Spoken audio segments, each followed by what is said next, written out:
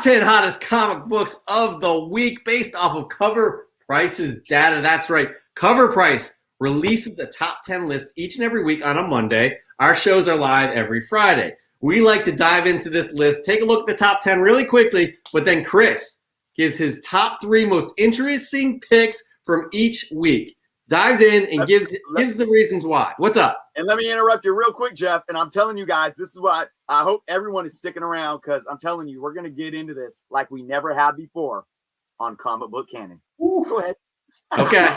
You heard it here. And we got Joel here to add a little flavor as well. So, all right.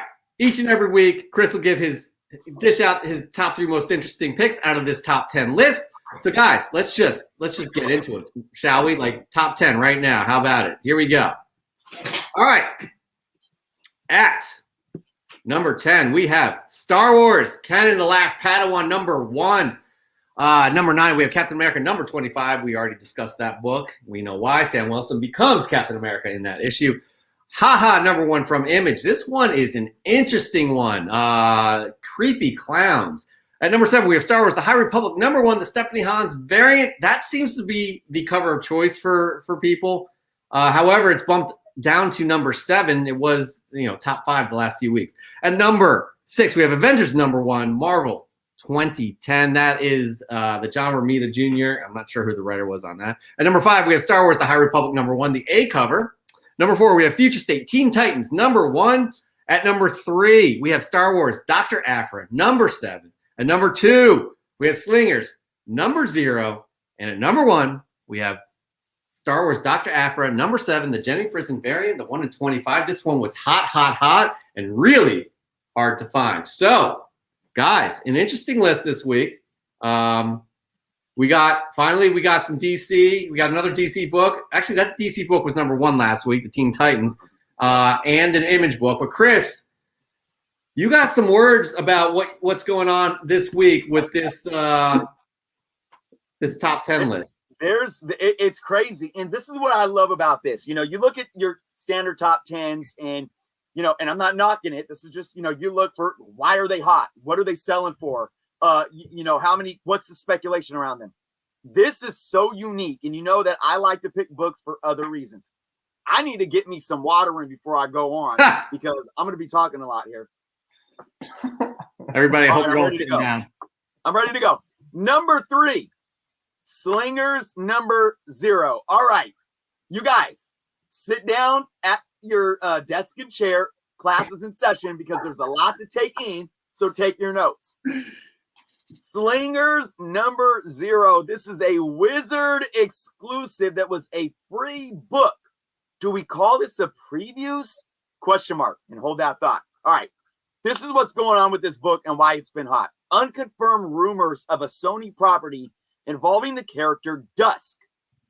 Reported by Screen Rant from source Illuminati. Now, again, rumor here. We got Screen Rant, which is a solid source. And Illuminati seems to be one of those rumor sources that, you kind of think that there's could be some validity there, right? So that's what I'm going to say about that. Now, this was a Wizard preview, so to say, but it was a free solicitation that contains issue 0 of the character Dusk, who first appeared in Peter Parker Spider-Man number 91, but as Spider-Man. Basically, Peter Parker wore the suit of Dusk and took on the mantle because during the Identity Crisis storyline, Peter Parker was accused of murdering some nickel and dimer named Joey Z, right?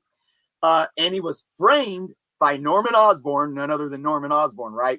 So Peter took on the identity of a few different characters, so he wouldn't be, made by the authorities and whatnot. Dusk was one of them. But Dusk is merely a suit. There is the Dusk suit came from the Negative Zone. It was basically a mantle that a lot of different heroes wore. So it was passed to Peter Parker. He wore it for the reasons I just stated. And then Peter Parker passed it on, and it ended up in the hands of a woman named Cassie St. Commons, who is the Dusk that shows up in this book, Slingers number 0. All right, check this out. We're just going to do a little statistics here. This book had a high raw sold for $35 this week, guys. So there's something to argue about here, because the next appearance is in Slingers #1, right? Which is a standard issued publication that you paid cover price for. All right, that was hitting your new comic book day shelves. Is this comic book a previews, or is it actually a publication that is considered a comic, even though it was free? I think that's where, because we have a lot, you know, we have the Marvel's previews 95 with Miles Morales and all the hype around that. And here's what I say. People can value what they want to value. And if they want to pay thousands of dollars because a character showed up in an ad or a previews in some other book or throwaway magazine that's merely a solicitation or an advertisement, that's fine. But calling it the first appearance is wrong. It's the first time that they appear, but we have to add the proper context in advertisement, in preview solicitation, but it's not a first appearance in continuity. It's not first appearance in comic book. This one, though, is like, what is it? Is it a previews or is it a comic book? So it just makes this one really interesting. There's already so much crazy history around this character, but it is, you know, I was reading about the possible Sony property. It does look like, if there's any truth to it, it would be the Cassie St. Commons character. And it is something that I think would make for a really awesome story if done right. So look, at the end of the day, I'm going to say this, because it's an issue 0 that actually has a story that actually continues in issue #1. Even though it was free, I'm going to call it a first appearance. And why? Look at Free Comic Book Day books. Look at that whole issue with Virus. Yeah. Look, you know, we know that it's a free book, but it is, and he has it right there. Yes. So, I've got many, man. I've got a lot. I've got a lot. It's cold up in Canada, right? You got to use that for your fireplace or something. Oh, man. I'm going to make a stand here and say I am going to consider this a comic book publication. So therefore, I'm going to hop on the train of calling this Dusk as Cassie St. Commons first appearance. Yeah. Chris, I think that's enough, right?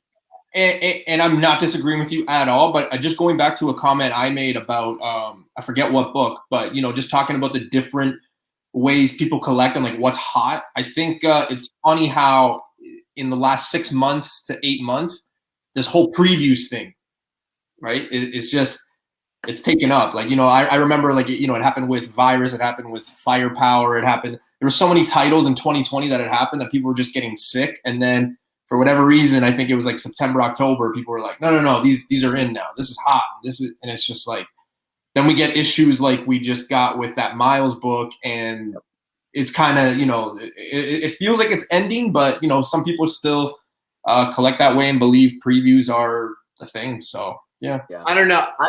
To go to your point, though, Joel, it's the Firepower issue, the Spider-Man Virus issue. Those were stories. Yeah. The Miles one, what is it? Preview Marvel 95 or whatever it is. That's insane. Yeah. That's going for thousands of dollars. Like, are you serious? That's insane. And I don't understand that, and I don't know if that's going to last. Yeah. Do you guys know the Journal? A lot of people, and I'm a Venom guy, pre this Virus, and, you know, I know now you say, yeah, you're a Venom fan, and people are like, yeah, obviously. And you guys remember, I think it's like 168. I could be wrong on the number, but it's that journal, that comic journal. And it's supposedly, you know, the people that have it, that's the first appearance of Venom. And why? Well, it's because it's got like a little ad of just a black Spider-Man suit. And people are like, no, that's the book. That's the book. And it's like, well, like, no, I mean, the black suit is there, but is it in a story? Is it a comic? Yeah. And look, we're really talking about two different things here. We're talking about what we want to value as collectors, and we're talking about labels. Two different things. And that's the problem. People don't want to separate those two things. Like I said, look, man, I mean, I can value, I can value, say it's like 30 years from now, and this is a retro controller from Xbox, I can value it. If I want it so bad, I can pay hundreds of dollars for it. Yeah. I mean, I can value a couch cushion. You know, like seriously, like I can find value in a couch cushion if I wanted to, for some reason, wanted to collect it so bad, I could pay hundreds and thousands of dollars for a couch cushion. So I have no problem with people valuing anything. I mean, Beanie Babies were valued once upon a time, right? So my thing is, if people want to value a previews book or a Daredevil 115 because it has a little ad of Wolverine's first appearance, that's fine. But you can't change the context of the labels. Yeah. But I think going back to the fun thing about this book, though, is it's kind of, you know, it's not, it is like you were saying, Jeff, it's actually a comic book. It's a story that is a comic book. Yeah. It's not just an ad or a one-page preview of something to come. No, definitely. And yeah, we could devote a whole segment to this, but I think that's the important thing. If there's a story there, there's something there. Perfect example, again, is the Firepower or the Spider-Man free comic book day, both of those free comic book days. So anyways, all right, moving on, Chris, you got another book that you would like to talk about. This is your second book out of the top 10. What do you got? Yeah. My number 2 pick is, this is really a lot of fun for me to talk about this because I'm all for the Star Wars mania, and that's Dr. Aphra number 7. I mean, we had the standard cover and we had the variant cover, you know, which hit number 1. But I mean, just talking about the book in general, looking at the numbers of the standard cover, it had a high raw online of $15 the week it released. And here's the thing: there's no spec on this book specifically, but the character is hot because we're specking that we're going to see this character in live action in some way, you know, Disney Plus or something, right? Just because of everything going on with Star Wars. I love that. I absolutely love that. It means that people are just buying into Star Wars. We've talked about that in weeks past. But here's a really interesting thing that I think maybe a lot of collectors don't pay attention to. And that's that, you know, retailers, and I actually talked about this on my show today. Retailers have to fulfill their order months in advance. And sometimes they can't gauge when a book is going to get hot necessarily, whether it's because of spec value or because somebody's enjoying the story or there's just so much Star Wars love right now and more people start buying it. So that shows other things that can drive fair market value other than speculation, right? And like I said, there's a bit of speculation, but I think people are just wanting to pick up Dr. Aphra. And if they can't find it at their LCS, they're willing to go on eBay or online on the secondary market and pay $10, $15, $20 for books like these. But this brings me to a point that I wanted to bring up surrounding these types of situations. Why are people not utilizing pull lists or purchasing via pre-order and previews rather than resorting to the second market where they are willing to pay a higher premium, right? So to me, I go back to those collectors that get fickle, right? About, everyone's speculating on this book and I didn't have it in my pull list and I didn't buy it via previews, but I went to the store and wanted to buy it because now it's hot. There's 2 things going on here. There's the opportunity that you could have had of putting it on your pull list or your previews order. And then there are those people that accept the fact that they didn't do that. And they're willing to pay a premium after the fact. And I want to say, I dig those collectors. For a collector that can admit that they probably weren't into Star Wars before the hype, they probably weren't into Dr. Aphra until there was some speculation that she might show up on a Disney Plus show. They're willing to admit that and willing to say, I never had Star Wars on my previews list, but guess what?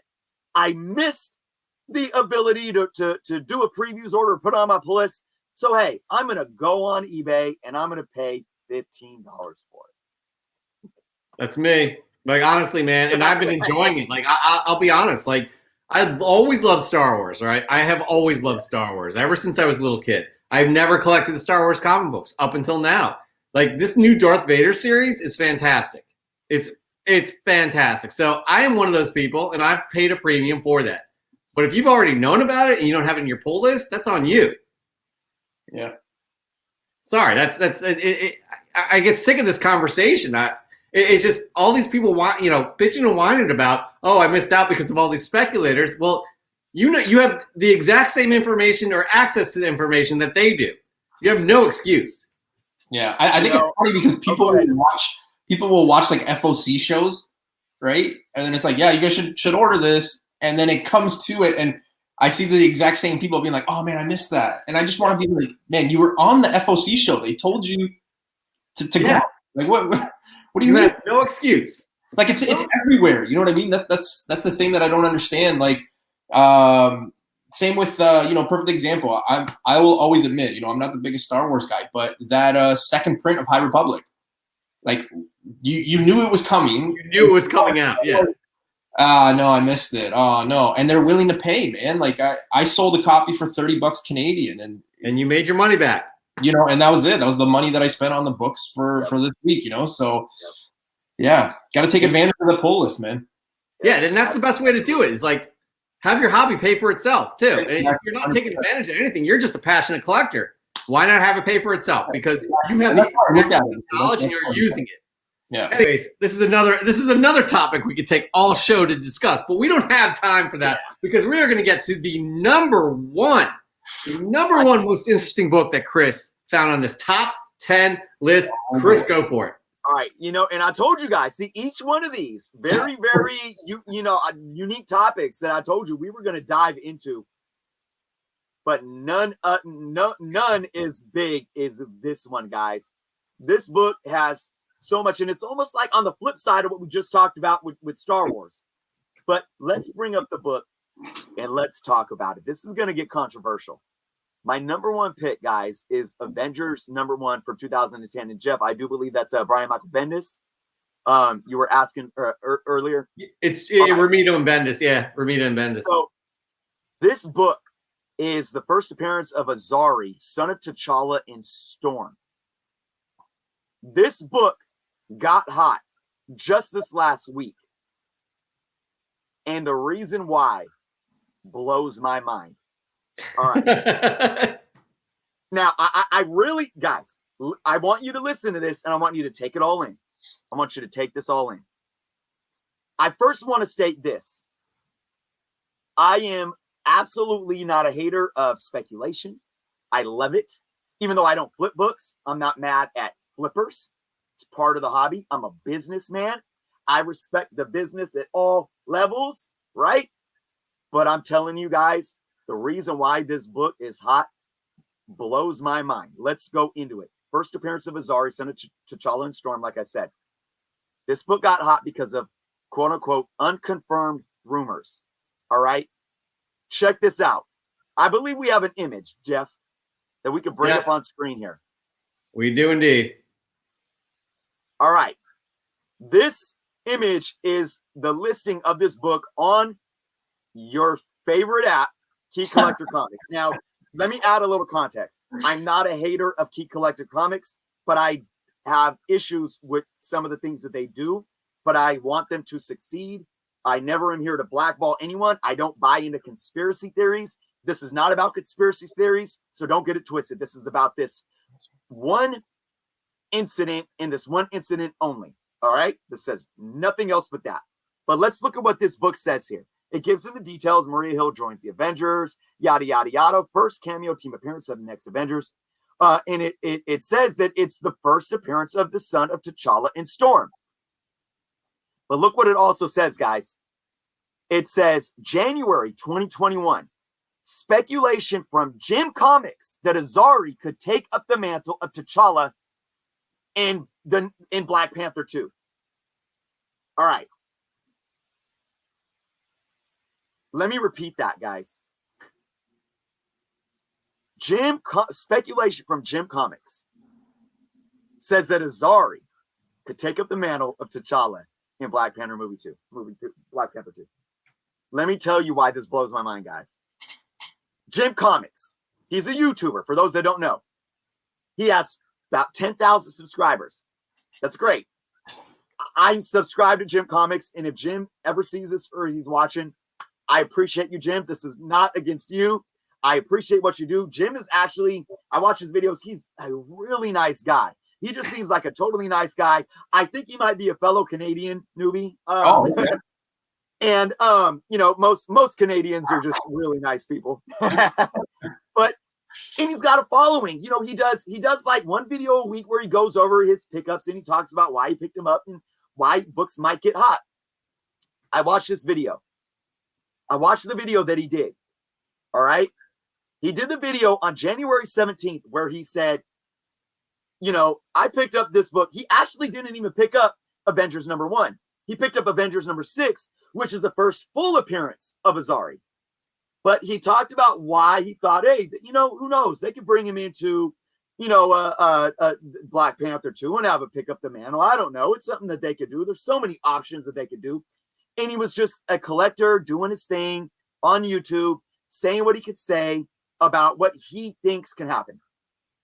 Let me tell you guys something. I do that a lot myself. I talked about Astonishing Tales #6, the first time Dr. Doom meets Black Panther. And I'm like, hey, I'm looking at this book because this might happen in the MCU. Do you know if Key Collector app watched my video and then went into his listing of Astonishing Tales #6 and said, rumor from Journo's Comics that Dr. Doom could show up in Black Panther 2, and that book boomed? Look, I mean, to some degree, I would feel honored, maybe, well, thanks for acknowledging my opinion, but no, who am I? Dude, I'm nobody. I'm a YouTuber. I don't know shit. I'm just enjoying what I love, and I'm like, hey, this might happen. I'm sure Jim Comics feels the same way. Why do I care what he says? This is let me explain to you. Let me tone it down, guys. Let me explain to you why this is a problem. Look at what happened. Jim Comics did this video on January 17th. This is a book that if you go through the online sales, this book sold maybe a few books every month for $2 or $3, right? Cover price, whatever. On January 7th, after Jim Comics uploaded that video and said, hey, I bought the book, if you can find it for cheap. I do that all the time. On January 17th, there was 12 sales of this book. They all sold for around cover price. $2, $3, $4 maybe. So what does that show you? It shows that Jim Comics has a following. He got 5,000 views on that video. And it shows that, hey, Jim Comics is talking about it. That's a cool idea. Why not? Perfectly fine. They're paying $2, $3, $4 for a book. Okay. January 18th and 19th happened. All right. 18 books sold in for around cover price. Now, I don't know when Key Collector put this information on their app, but I'm going to assume that it was probably either midday or late January 19th, because at the end of day January 19th and into January 20th, when January 20th hit, this book started selling for $20+, hitting a high raw, and these are all raw, by the way, hitting a high raw sale of $58 the next day on January 21st. Okay, so let me explain to you why this is a problem, but not the problem that you may think. I'm not sitting here and saying that people paying this type of money is bad. I'm not even sitting here saying that people, it goes to show one thing, guys. One thing it goes to show is the power of Key Collector. And remember I say, ironically, cliche, with great power comes great responsibility. It shows the power of Key Collector. Let's look at what I just said. Jim Comics as a YouTuber has power, right? Because you can correlate. There's a correlation between the amount of sales once Jim Comics started talking about that. But you know what else happened? The value of the book didn't really go anywhere. But when Key Collector app stated it, what happened to the value of the book? It shot up like sixfold to even more than that with the 58 high. What does that show you? It shows you that people, and this isn't Key Collector's fault. Don't get it twisted. This is not Key Collector's fault. They're just running a business. But it goes to show you that collectors that use Key Collector will cling to everything they say, almost like as a cultism, almost like they're a cult. They follow everything they say so much that they will disregard the fact that this book is selling for $3 or $4 and they'll pay $20 for it. That's not manipulating the market. It's not. It's natural. It's from people like gambling, having a gambling addiction, and they're not even thinking about their actions. It's reactionary. And it changes the fair market value of books on the market. It's not bloated. It's not false. It's not manipulation. It's real. It's natural. It's organic still. But I'm giving you the variables of how and why it's happening. That's not Key Collector's fault. It's the collector's fault. It's the people buying these books at these prices' fault. And you can't blame anyone. It's a free market. But let me tell you where I have a problem with Key Collector. And it goes back to the fact that they took a and it's not even Comic Tom. If it was Comic Tom, maybe it would still though. But here's the thing. People give Comic Tom so much crap, but he reports the news after the fact. After it's on Key Collector or after. Jim Comics is a YouTuber with 10,000 subscribers that is just telling you why he picked it up and why he thinks it might show up in the MCU. And a powerful app, powerful business like Key Collector uses that as a citation. That is bad business. Because Jeff, I'm gonna bring you in here. We don't report on rumors unless we have some kind of feasible, credible source. I mean, look, I think that, we've been doing the show since how many episodes? Almost 40 episodes. There may have been twice where we talked about something that wasn't officially confirmed, but if we talked about it, it was from at least an insider that is usually accurate, like Mikey Sutton. Yeah, right? I mean, yeah, you know, in journalism, you want two sources to be able to go forward with anything, right? Right. So we don't like to talk and speculate and all that in terms of any kind of news. And this is go ahead. Right. So you get an app like Key Collector that is having the power of a database and is bringing in some random guys. Oh yeah, he may show up.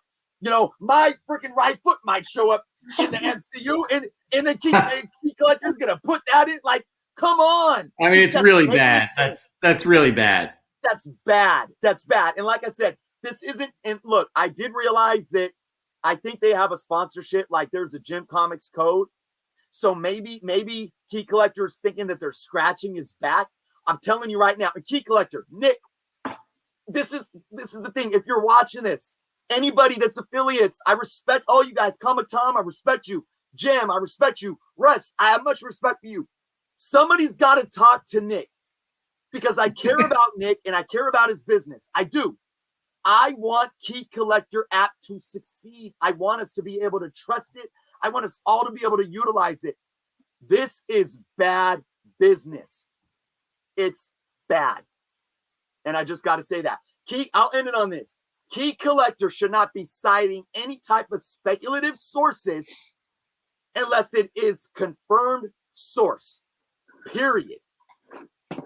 Yeah, I agree. Or I'll say one more thing. Go for it. If there's a popular opinion in a hobby and they cite it as such, that's fine too. Like, I remember them saying about the Black Winter, they said it wasn't them driving it. They said the Silver Surfer Black book.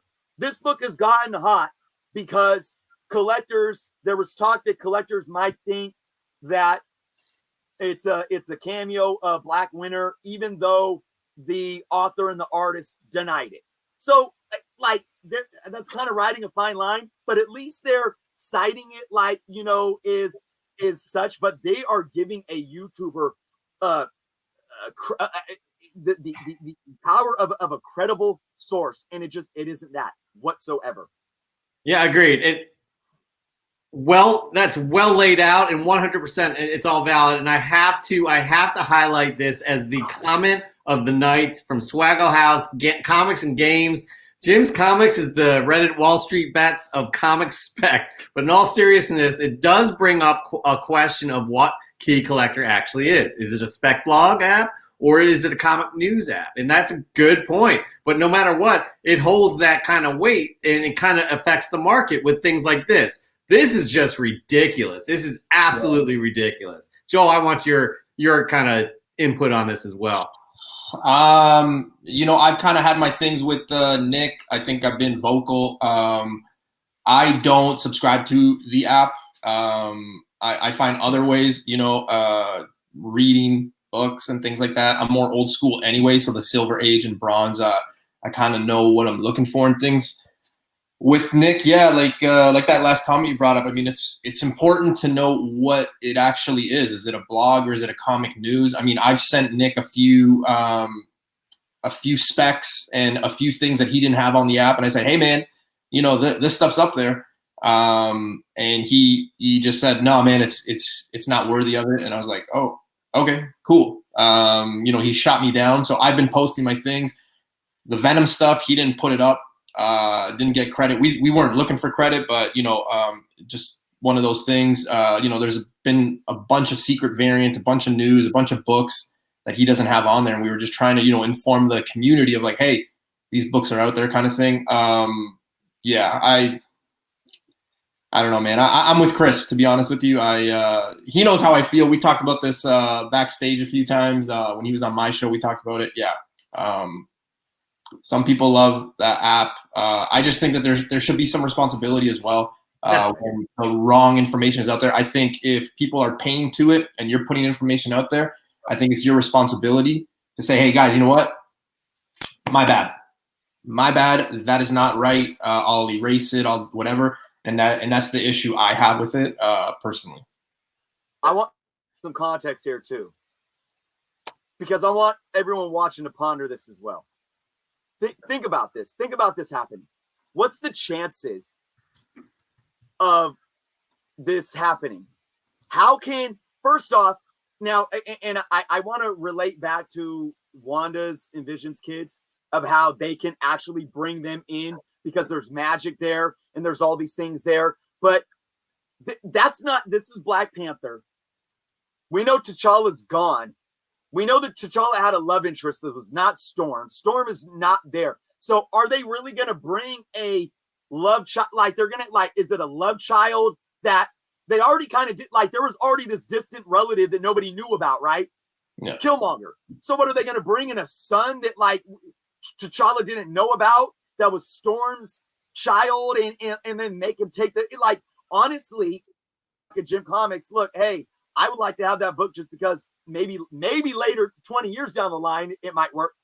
There's really no feasibility in them working this in unless it was an alternate dimension from the multiverse where T'Challa is still alive. But look, they're not recasting Chadwick Boseman, so there can't be T'Challa in an alternate universe because he's not going to exist in the MCU. It makes, so if I was Nick or Key Collector and I'm looking at this, it's like, are you not thinking about these things before you put it on your app? It blows my mind. Newbie. I'm sorry. I want to go to your point too. Go Collect. Go Collect does a good job of being, they're more than one thing. They're a database. Yeah. And they also have a blog source. And in their blog source, they have a lot of employees and authors and freelance authors that talk up speculation. But it is not labeled on the books in their database. Now, Key Collector either has to figure out if they're a database, because if you go to their, I got it up right here. You guys can see, what's it say? What's it say when you go to their website? Like the best database for the world's most comprehensive database and price guide. Okay. They are declaring themselves as a database. If that's the case, then they cannot, this can't happen. If you want to be what were some of the terms you guys just called it? If you want to be a speculation source, call it that. Because a database is one thing: data. Yeah. Raw, factual data. This is not raw data. This is just freaking, like I said, this is my right foot and people getting excited of it just because Key Collector said it to be so. And again, it bothers me that this is somebody that they have some type of sponsorship with. And again, I'm not I'm leaving it at that. I don't buy into the conspiracy theories. But I'm not mad at people thinking that there are conspiracy theories when stuff like this happens. Like, what else are we supposed to think? Why are we doing this? Why are we hyping this book up? And again, is it just to scratch Jim Comics' back? Or is it for other reasons? Or is it simply because Nick or whoever's running Key Collector is such a geeked out collector that he's a bad businessman because he can't differentiate when he wants to geek out on something or he wants to be a businessman. Because if it's just Nick geeking out as a watching Jim Comics, being a fan, and he wants to bring it over to his app, he can't do that. He cannot do that. I don't think I can't. Here's the thing. I think Key Collector is good for the industry as a whole. I do. I think it's good for our hobby, right? But I see your point. There's a gray area. It's not. What is it? But at the same time, no matter what it is or isn't, it holds weight in the actions that they take, right? And the actions Nick or that app or whoever else is running that app, their actions take weight, and there is an effect to any actions that they do make. And I don't know if it's that they're ignorant to that or they don't care, but it's one of the two. It's one of the two. And I would love to know what that is because, Chris, you've called him out many times and have gotten an unacceptable response on the Punisher's second appearance. Right? I do want to make it known, right? And this is about specifics, about labels and my issues with some of the labels. I reached out to him. Newbie talks the same thing. He said the same thing. I'm sorry, I interrupted. Well, he responded to me once, and I appreciated that because I'm nobody. He doesn't need to respond to me, but he did. And I felt like it was more like excuses of why. And I responded back asking him questions because I wanted to know, like you just said, is it because of this or this? It's one of the two. I want to know why. I want to understand the business. And he never responded. But he answered the questions in a roundabout way on a Instagram post trying to get his followers, I'm assuming, to buy into why he's doing what he's doing. And look, here's again, this is my, I did a live stream talking about my issues, but wanting to clarify that I'm not in the screw Comic Tom and Nick. I'm not on that bus. So I did a live stream clearing that air. I said, this is not being toxic. I'm not with this toxic crowd that just wants to point fingers at people. And Comic Tom showed up in the chat and said, I respect what you're doing, and I appreciated that. So I'm going to reiterate one more time. I am not saying, we're not discussing this right now to blackball Nick or to say that Nick is a bad person. But as collectors, the lack of transparency and what seems to be a lack of responsibility is very apparent here. And we just want to know why. Because, and I say this, I want Nick to take heed to this so he can not look. Even Rome fell. Even big successful businesses get too greedy and cocky and don't understand their customer base and don't understand the market, and it bites them in the ass in the long run. I don't want people to get jaded by Key Collector to where 5 years from now they're pulling out of Key Collector. I want Nick and Key Collector to be around for years to come. They're only 3.5 years old. I want that for him. But I think in order for him to better his business, he needs to open his ears more to the community. But I also give him a bit of leeway because I know there's a lot of people out there that will never give him credit. They'll just, they'll pick up the pitchforks and crucify him no matter what he does. Yeah. And that's why I need to separate myself. I'm not them. But Nick, I am somebody that really, I'm a businessman and a lover of this hobby. I want you to understand that you got to look at your business model and realize, for the sake of you and your consumer base, I think that there are changes that you can make, and I think you can evolve your platform to better everyone, including yourself and your bottom line. Well said. I think that ties a knot on this whole thing. Again, I think it's good for the comic industry, but needs to clear a lot of things up. Okay, well, that's our top 10 hottest comics of the week.